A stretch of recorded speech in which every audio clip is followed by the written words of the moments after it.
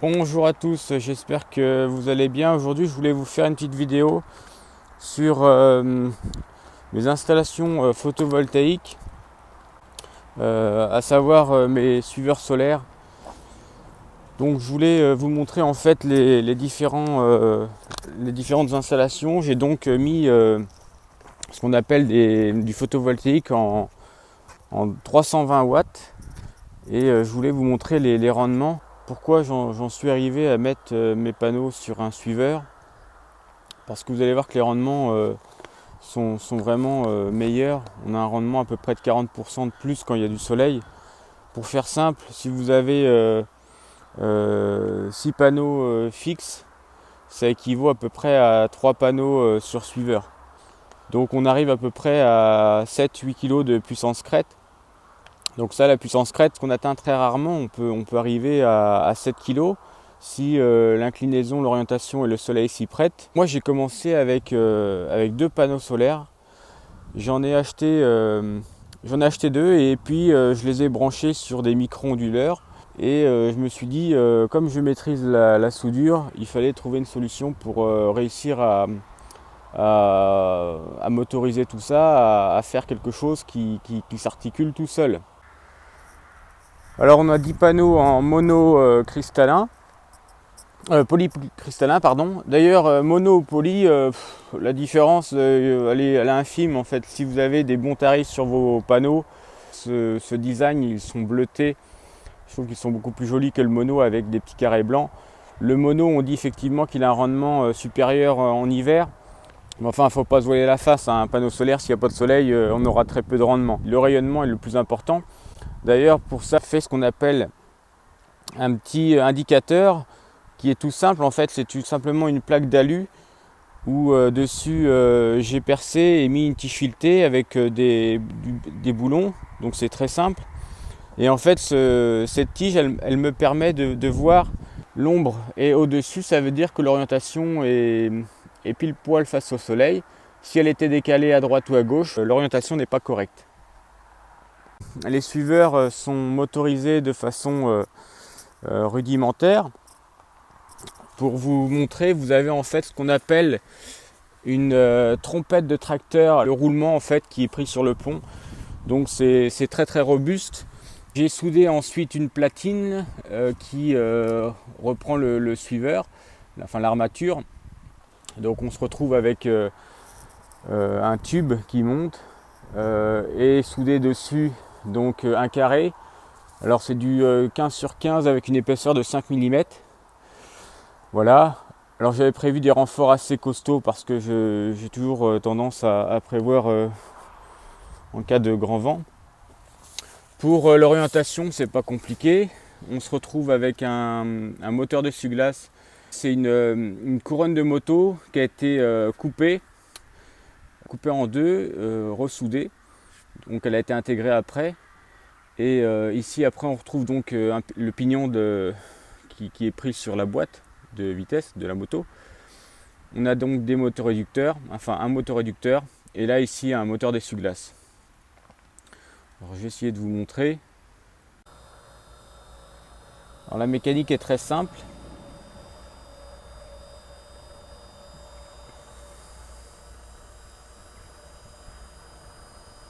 Donc ça tourne pas vite. Ça prend quelques centimètres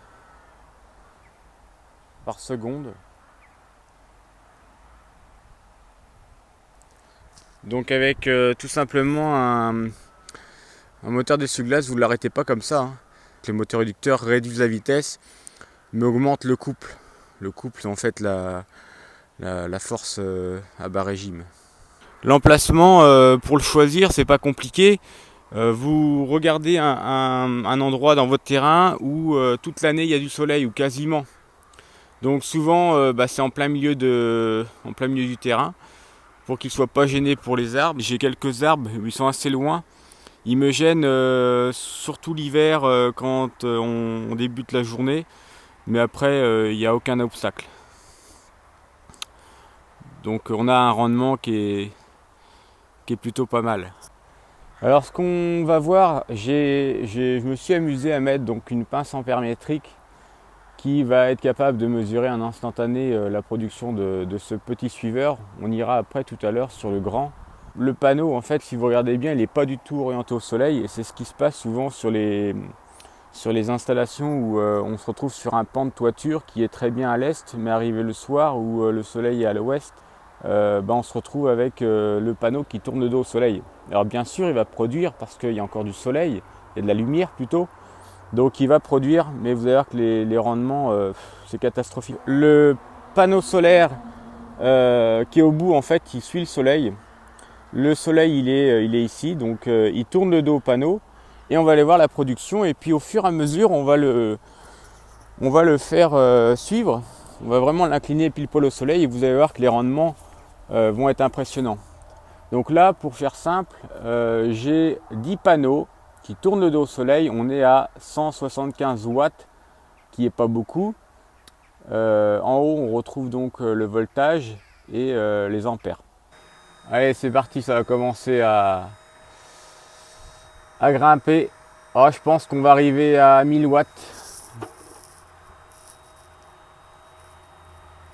Alors il y a de l'ombre.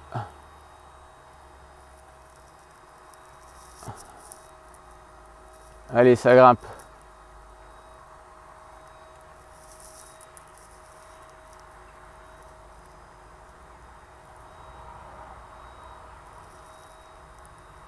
Donc on était tout à l'heure à 169.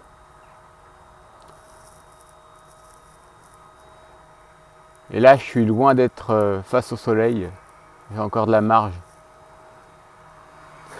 Vous comprenez qu'en instantané, tout à l'heure, je ne pouvais pas allumer le four. Alors que là, je vais bientôt pouvoir avoir une puissance qui va être exceptionnelle. Et là, on est que sur 10 panneaux. Hein. Donc imaginez sur le grand suiveur.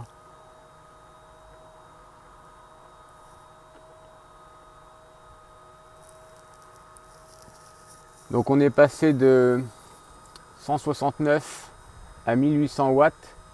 Là, la puissance qui est donnée, c'est de la puissance crête. Donc imaginez au bout d'une heure ce que ça peut donner 170 watts et 2000 watts.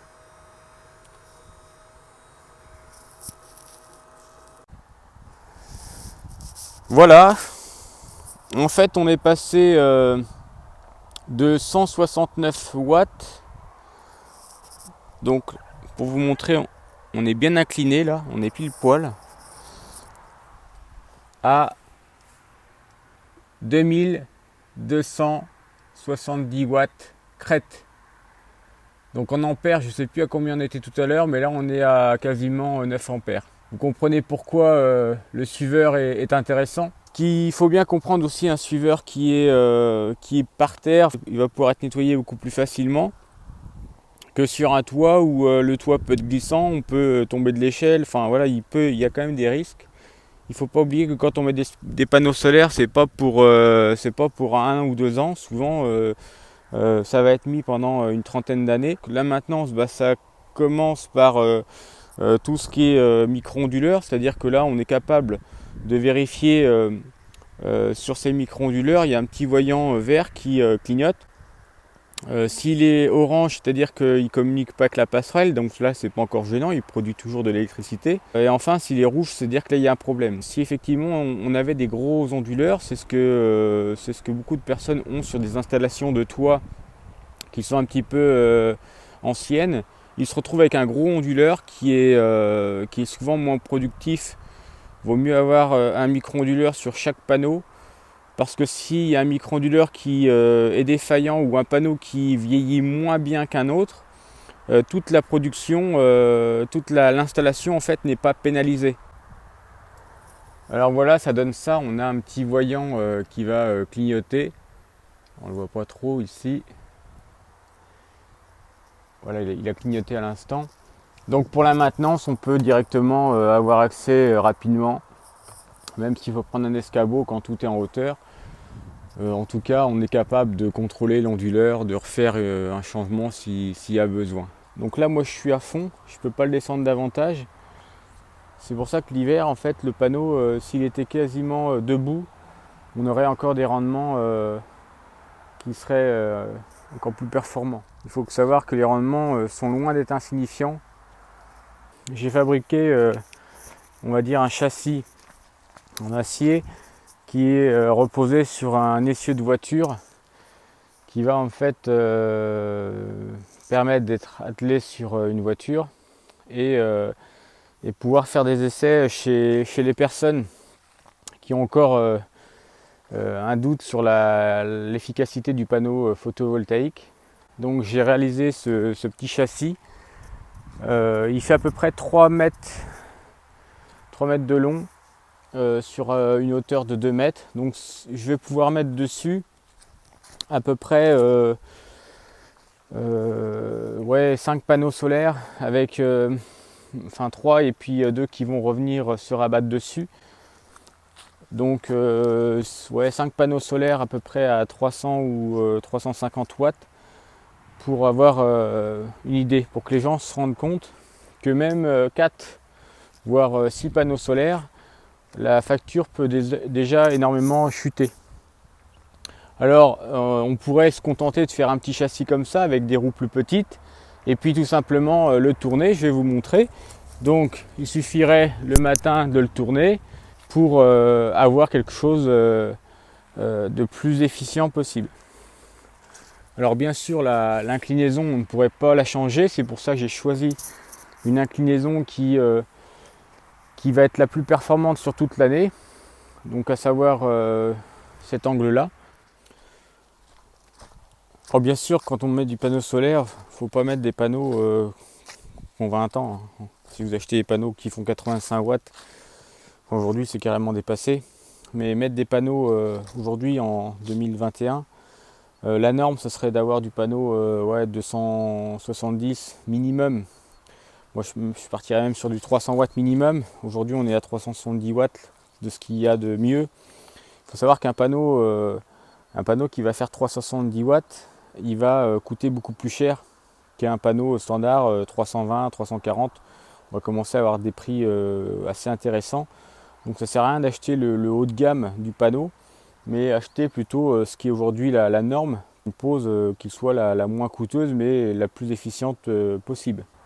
Alors pour ceux qui ont des budgets un peu plus serrés, on peut acheter du panneau aujourd'hui d'occasion à peu près 250 watts à des prix très intéressants. Ils sont des fois, si on fait le calcul, une toiture de tuiles va coûter des fois plus cher que mettre du panneau d'occasion. Et vous aurez un rendement, on va dire pendant encore 20 ans sans problème de production d'électricité. Après, je trouve que ça fait assez design sur une maison si c'est bien posé en intégration. Et surtout si c'est tout le toit qui est recouvert. Si vous avez une tuile rouge avec 3-4 panneaux dessus, pour moi je trouve que ça fait moche. J'avais fait une vidéo sur ce que je pouvais produire à l'année. Alors moi ça s'exprime en mégawatts aujourd'hui. Je crois que je suis rendu à plus de 35 mégawatts. J'ai commencé en 2016 et encore pas avec tous les panneaux. Donc aujourd'hui, bon, nous on paye plus d'électricité. Alors ça peut paraître bizarre comme ça, mais c'est vraiment le cas. On paye en fait que l'abonnement, parce qu'on est toujours relié au réseau. Donc en fait on paye 12 x 12, 144 euros qui représentent que l'abonnement. L'avantage aussi du panneau solaire, quand vous avez des installations assez conséquentes, c'est qu'on peut demander à diminuer le kilowatt de puissance. C'est-à-dire que nous aujourd'hui on est à 9 kg, mais on pourrait très bien descendre à 3 kg. Et en fait quand il y a le complément qui vient du panneau solaire, on se retrouve avec une puissance qui peut être de 9 kg en payant un abonnement de 3 kg. C'est-à-dire qu'après il faut utiliser ces machines qui tirent du courant. Donc recharge de voiture ou ce qui est gourmand comme le four, etc. Quand il y a le soleil s'est levé. Alors ce matin on était à 2000 watts. Là il est 13 h. Donc je vais bien l'incliner. On monte encore. Donc 10 panneaux, normalement on doit arriver à 3000 watts crête. Vous allez voir que 2400, c'est plutôt pas mal. Ça grimpe encore. Voilà, ça descend. Hop. Donc là, qui peut dire qu'avec 10 panneaux solaires, il peut être à 2,4 kg pendant à peu près 4-5 heures. Ce qui est plutôt pas mal. Donc si on regarde bien, on doit être quasiment incliné. Il demanderait à revenir un petit peu par là. Voilà. Mais voilà, 2,4 kg sur 10 panneaux. Et encore, il demanderait à être nettoyé les panneaux pour améliorer le rendement. Donc dégager de tout obstacle, c'est vraiment important, hein. Je voulais aussi vous dire, tenez, tiens, une ombre comme ça, là. Une ombre comme ça est dérangeante pour un panneau.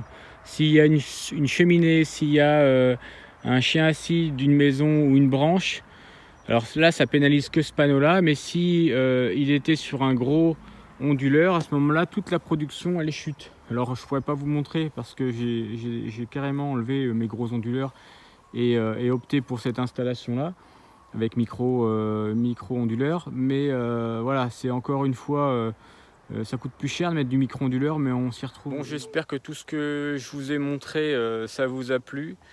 Moi, j'ai mis du temps avant de découvrir toutes ces choses-là, en fait, qui étaient inconnues pour moi. Que pour ceux qui voulaient mettre du panneau solaire, ça les a convaincus. Après, hein, si vous n'êtes pas convaincu, bah, restez dans vos idées. Moi, ça ne me dérange pas. N'hésitez pas à mettre un pouce bleu et partager cette vidéo. J'ai vraiment prévu pas mal de choses cette année.